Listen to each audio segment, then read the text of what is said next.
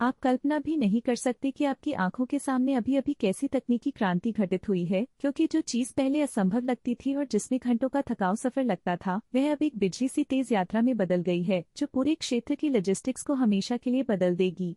इस वीडियो के अंत तक हमारे साथ जरूर बने रहिए, क्योंकि आखिर में मैं इस परियोजना पर अपनी निजी राय साझा करूंगा और यकीन मानिए मेरे निष्कर्ष आपको सचमुच चौंका सकते हैं, क्योंकि सुंदर दिखने वाले मुखौटे के पीछे हमेशा ऐसे विवरण छिपे होते हैं जिनके बारे में आधिकारिक रिपोर्टों में बात नहीं की जाती। और जब तक हम इस भव्य निर्माण की बारीकियों में उतरते हैं, मैं आपसे अभी अनुरोध करता हूं कि हमारे चैनल को सब्सक्राइब करके समर्थन दें, क्योंकि आपकी सक्रियता ही हमें ऐसे बड़े पैमाने के विश्लेषण करने की ताकत देती है। और अगर आपके पास चैनल को आर्थिक रूप से समर्थन देने की क्षमता है, तो YouTube पर हमारी स्पॉन्सरशिप के लिए हम बेहद आभारी होंगे, क्योंकि इससे हमें और भी उच्च गुणवत्ता और गहराई वाला कंटेंट बनाने का संसाधन मिलता है। तो सांस थाम लीजिए, क्योंकि दिल्ली और देहरादून के बीच नया ग्रीनफील्ड एक्सप्रेसवे आधिकारिक रूप से अपने अंतिम चरण में पहुंच चुका है, और यह सिर्फ एक सड़क नहीं बल्कि एक सच्चा इंजीनियरिंग मास्टरपीस है, जिसकी लागत और जटिलता कल्पना से परे है।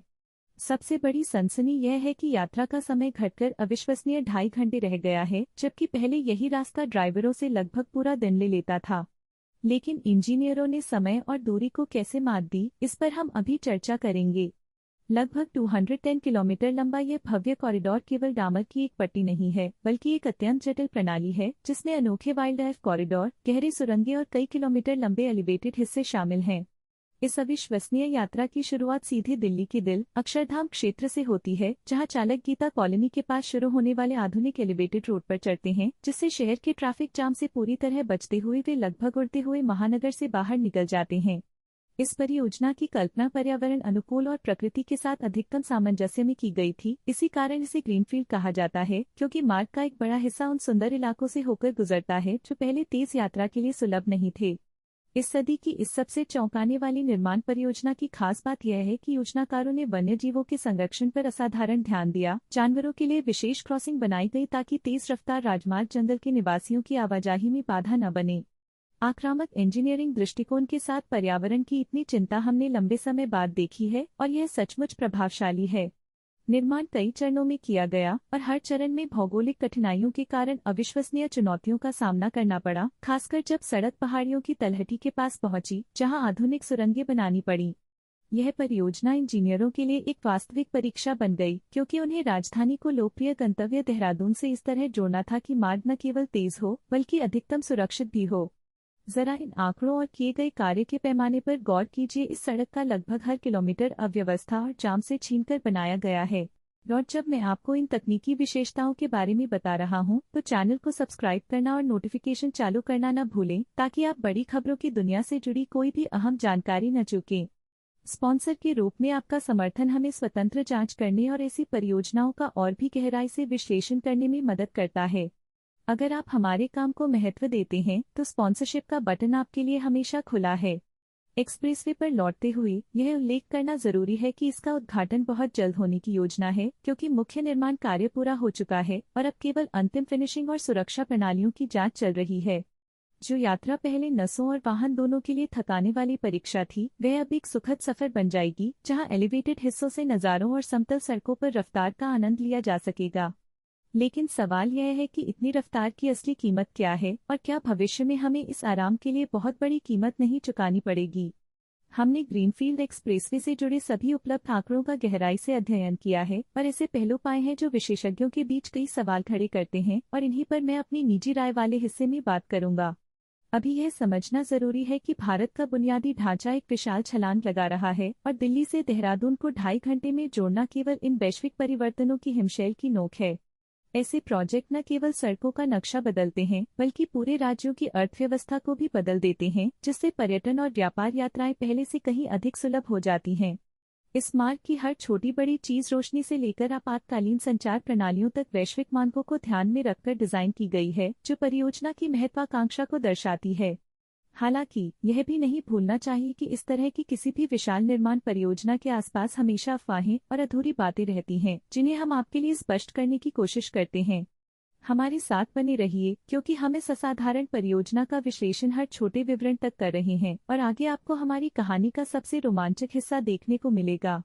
अपनी सब्सक्रिप्शन जरूर जांच लें, क्योंकि आगे हमारे पास कई ऐसे विषय हैं जो आपको रोजमर्रा की चीजों को नए नजरिए से देखने पर मजबूर कर देंगे, और स्पॉन्सरशिप के जरिए आपका समर्थन हमें यह काम जारी रखने की सबसे बड़ी प्रेरणा देता है। हम परियोजना के हर चरण पर नजर रख रहे हैं और पूरी लंबाई में यातायात शुरू होने की सूचना सबसे पहले आपको देंगे।